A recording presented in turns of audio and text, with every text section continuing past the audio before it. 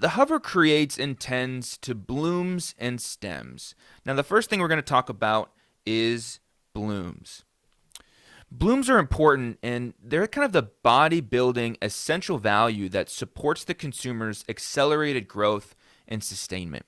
Blooms can be equated to business value.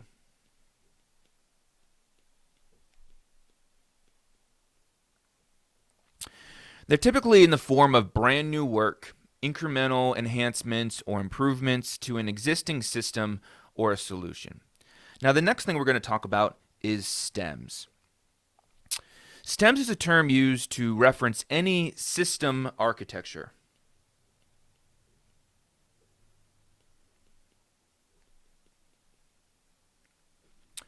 It's also infrastructure or engineering solutions that kind of undergrid and enhance the perpetual delivery of business value to the consumer.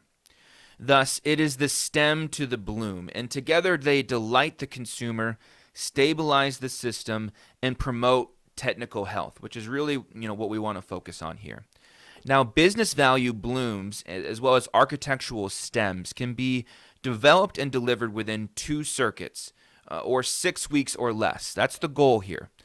Now, I'm going to switch to the next graphic, which just kind of shows the hover execution workflow. Now, as you can see here, blooms and stems, they are housed in what we call the garden. I'm going to point that out right here. Now, in the garden, blooms and stems continually get tended to in a weekly session called pruning.